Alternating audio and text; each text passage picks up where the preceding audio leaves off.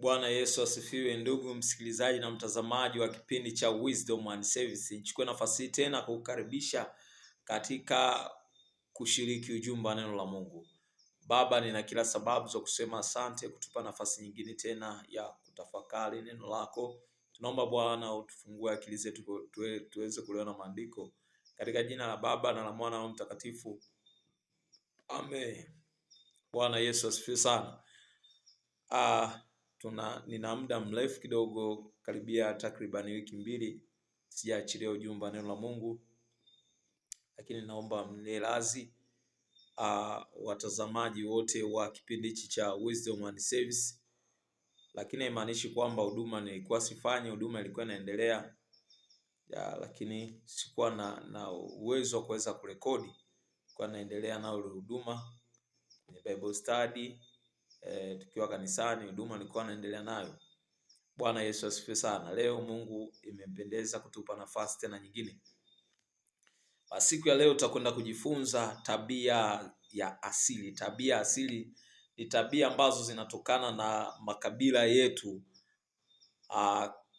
yetu, lakini pia na desturi nyingine za nchi nyingine. Tabia za asili. Bwana Yesu asifiwe sana.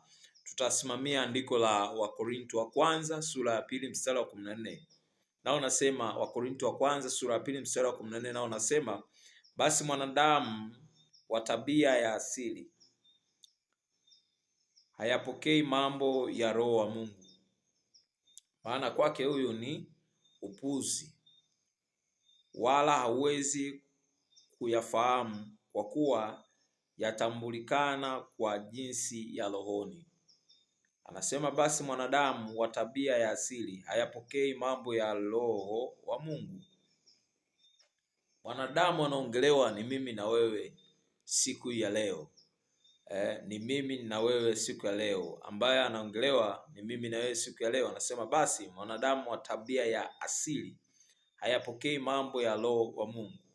Hayapokei mambo ya Roho ya Mungu, yaani hana ushirika na mambo ya Roho wa Mungu. Lakini tungependa kujua huyu mwanadamu ni vitu gani ambavyo anakuwa anaenda kinyume na mapenzi ya Mungu. Hana ushirika na Roho wa Mungu. Jambo la kwanza, vitu ambavyo ni vya asili. Kumbuka asili yetu sisi tumeumbwa kwa mfano wa Mungu. Lakini shetani, baada ya anguko la Adam pale kwenye bustani ya Eden, shetani akaingilia mahusiano yetu na Mungu yakavurugika. Bwana Yesu asifiwe sana. Haleluya, haleluya. Na baada hapo ikatokea mabadiliko mengine katika mfumo wa maisha yetu, na ikaunda muundo tofauti wa asili yetu, ambayo ile hapo awali Mungu alikuwa anafanya fellowship na Adam. Yakatokea mabadiliko makubwa, kaanza kufanya fellowship na miungu mingine. Bwana Yesu asifiwe sana. Haleluya, haleluya. Lakini nataka nikuonyeshe baadhi ya vitu vya asili ambavyo havendani na Roho wa Mungu. Kitu cha kwanza kinatoka kitabu cha Mhubiri. Tutasoma kitabu cha Mhubiri, hapo tutaona kitu ambacho ni cha asili. Mhubiri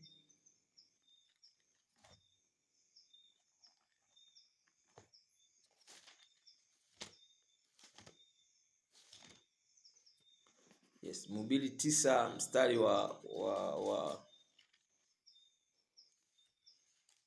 5 mpaka wa 6. Naona sema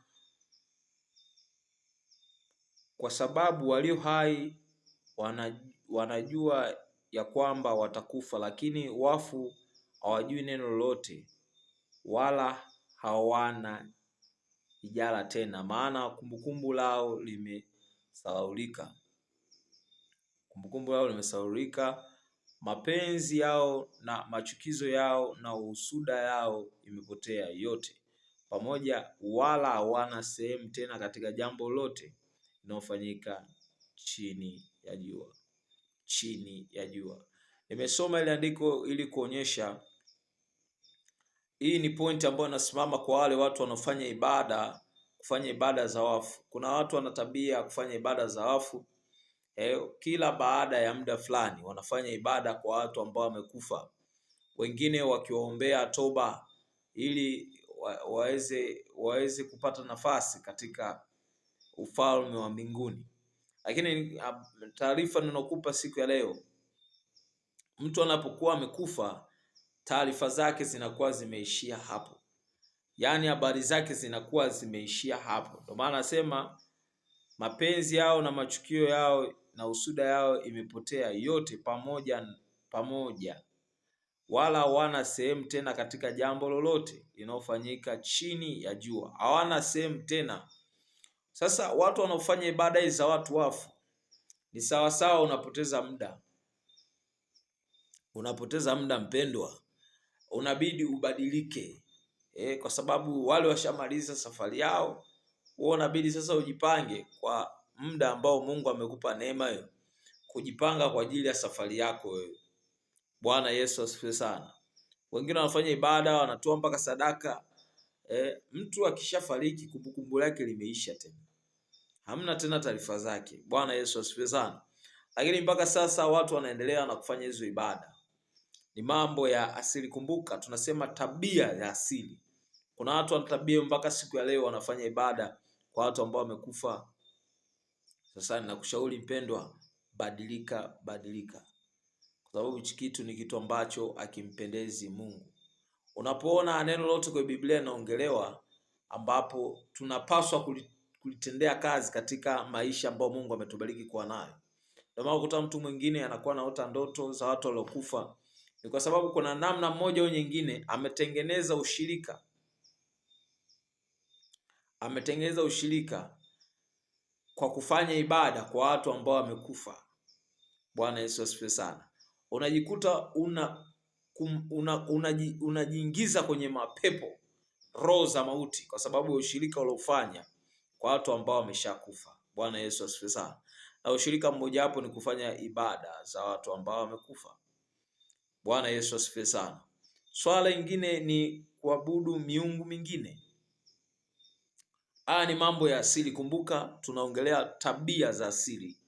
Tabia za asili. Natoka kitabu cha Kutoka, miungu mingine. Miungu mingine, Kutoka 20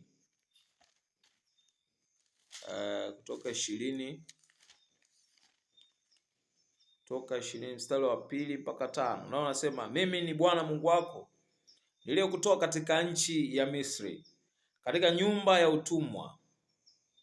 Usiwe na miungu mingine ila mimi.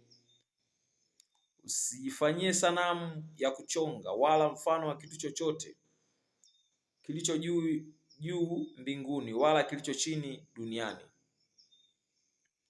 wala kilicho majini chini ya dunia. Anaendelea asema, usivisujudie wala kuvitumikia, kwa kuwa mimi Bwana Mungu wako ni Mungu mwenye wivu, na wapatiliza wana maovu ya baba zao hata kizazi cha 3 na cha 4 cha wanichukizao. Bwana Yesu asifiwe sana. Tabia za siri. Kuna watu mpaka sasa wanaabudu miungu mingine, wanaabudu miungu ambayo imechongwa, wanaabudu vitu ambavyo vimechongwa vya kufanana na dunia hii, wanaabudu vitu ambavyo vimechongwa kwa kufanana vitu vya baharini, wanaabudu na vitu ambavyo vimechongwa kufanana vitu ambavyo vya angani.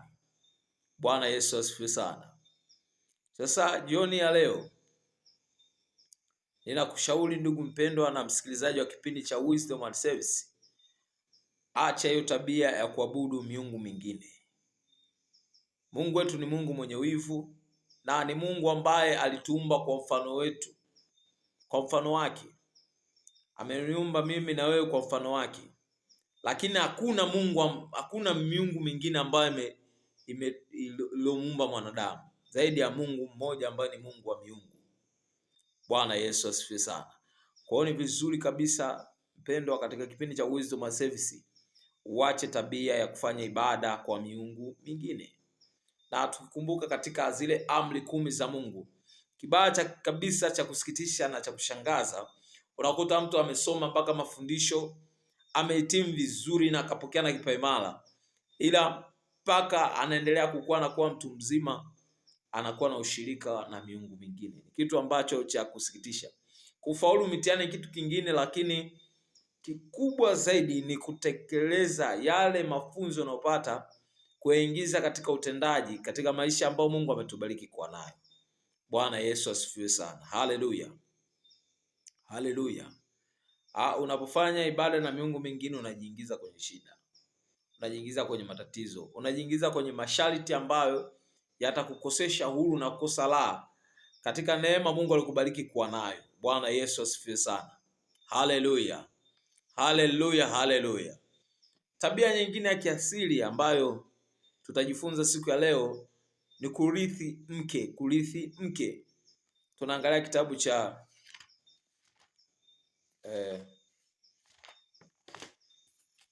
hii ni Mambo ya Walawi.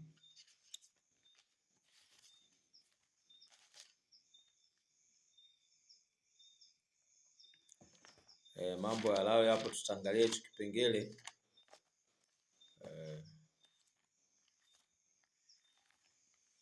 Mambo ya Walawi 18 mstari wa 16 mpaka 17. Tabia za siri zipo nyingi sana.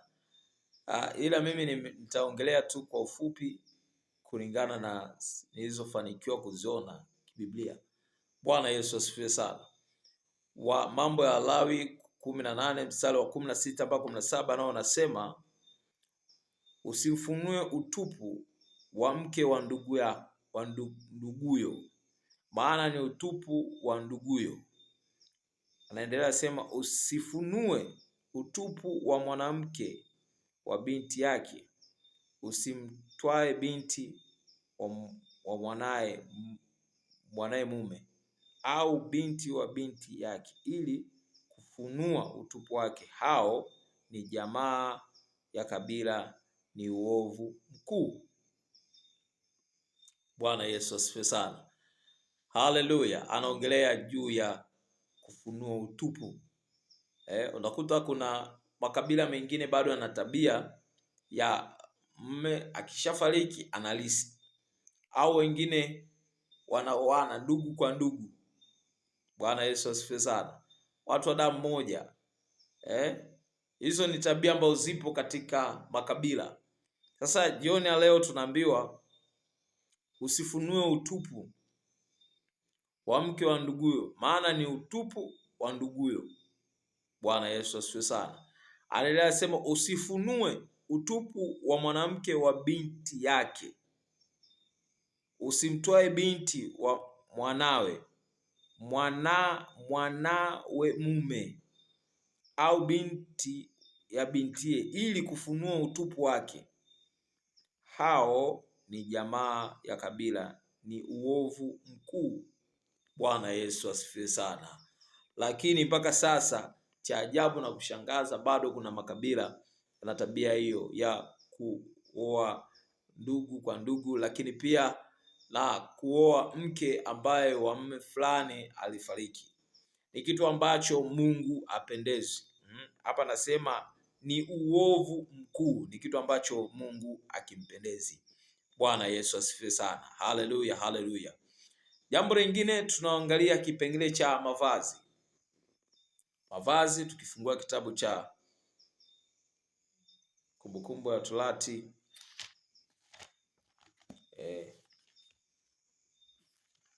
mavazi tutaona hapa Kumbukumbu ya Torati 22 mstari wa 5 nasema, mwanamke.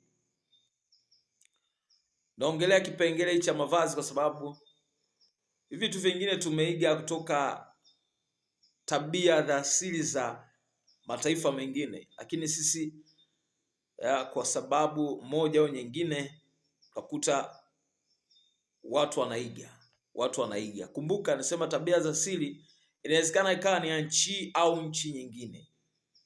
Bwana Yesu asifiwe sana. Haleluya, haleluya. Na hapa tuongelee kipengele cha mavazi. Anasema mwanamke asivae mavazi yanompasa mwanaume, wala mwanaume asivae mavazi ya mwanamke, kwa maana kila afanyaye mambo hayo ni machukizo kwa Bwana Mungu wako. Bwana Yesu asifiwe sana. Mavazi, unakuta mwanaume anavaa suruali, mwanamke naye anavaa suruali. Bwana Yesu asifiwe sana. Hivi vitu ni vya asili ambavyo watu wapendwa wengi wanaiga kutoka kwenye mataifa mengine huko, na wanavileta katika maisha yao ya kila siku, lakini vitu ambavyo Mungu havipendi na ni chukizo mbele za Mungu, tabia za asili. Haleluya. Na sasa hivi imekuwa ni kawaida tu, mtu anavaa suruali imekuwa ni kitu cha kawaida tu. Bwana Yesu asifiwe sana. Haleluya, haleluya. Lakini pia ukifungua kitabu cha Timotheo wa kwanza, na mambo ya mavazi kuta mpaka na wengine ambao ndo wameingia kwenye mambo ya ushoga direct, wanakuta nao wanavaa vitu hivyo. Ni vitu vyote ambavyo vinaigwa kutoka nje. Bwana Yesu asifiwe sana. Ni vitu ambavyo vya asili, lakini ukiangalia nyuma kuna roho ambayo ni shetani. Lengo lake ni kuharibu ule uhusiano wetu sisi na Mungu. Bwana Yesu asifiwe sana. Haleluya, haleluya, haleluya. Mpendwa, katika kipindi cha Wisdom and Service, haleluya, ukisoma kitabu cha Timotheo hapo utakuta kitu ya kuhusu mambo ya mavazi.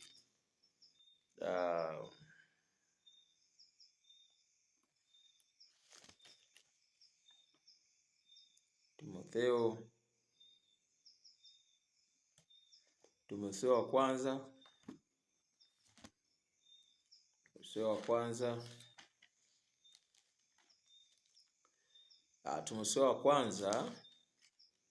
sura ya 2 mstari wa 9, nao unasema hivyo hivyo wanawake na wajipambe kwa mavazi ya kujistiri pamoja na adabu nzuri na moyo wa kiasi, si kwa kusuka nywele wala kwa dhahabu na lulu wala kwa nguo za thamani. Vivyo vivyo wanawake na wajipambe kwa mavazi ya kujistiri pamoja na adabu nzuri na moyo wa kiasi. Na moyo wa kiasi, si kwa kusuka nywele wala kwa dhahabu wala lulu wala kwa nguo za thamani Bwana Yesu asifiwe sana. Haleluya. Biblia hiyo ndio ninayosoma, ni Biblia ambayo na wewe pia unayo. Unaweza kuangalia pia kitabu cha Timotheo wa kwanza sura ya 2 mstari wa 19. Naongelea juu ya mavazi. Pointi yangu ya msingi nitaka angalia mavazi. Lakini mavazi anagusa mpaka sehemu ya kujipamba, kujilemba. Bwana Yesu asifiwe sana. Lakini vitu vingi sana tu wapendwa wengi wameiga kutoka mataifa ya nje. Bwana Yesu asifiwe sana. Haleluya. Tunaambiwa vivyo hivyo wanawake na wajipambe kwa mavazi ya kujistiri. Unakuta mwanamke amevaa kinguo, yani kimembana mpaka yani kinguo kimembana kiasi kwamba unapoteza utukufu wa Mungu. Bwana Yesu asifiwe sana. Kujistiri,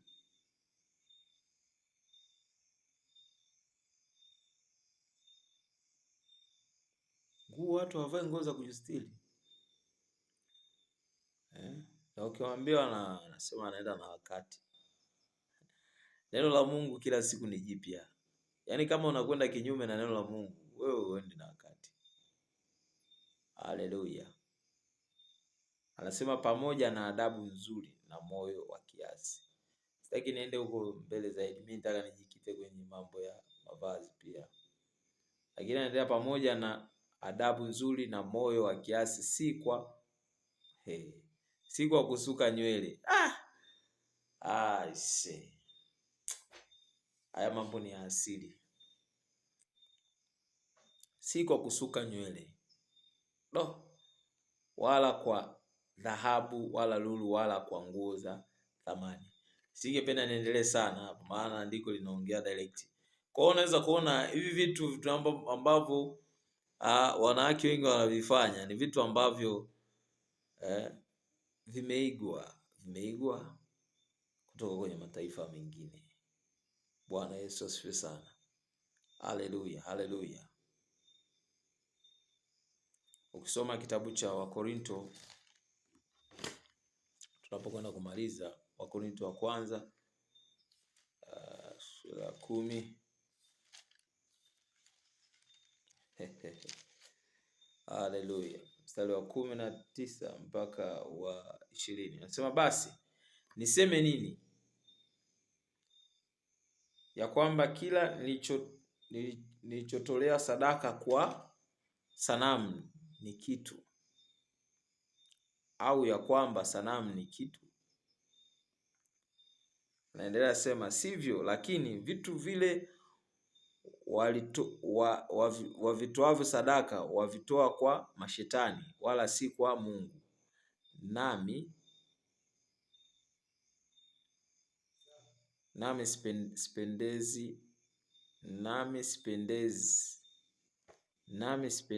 sipendi nanyi kushirikiana na mashetani. Hamwezi kunywa kikombe cha Bwana na kikombe cha mashetani.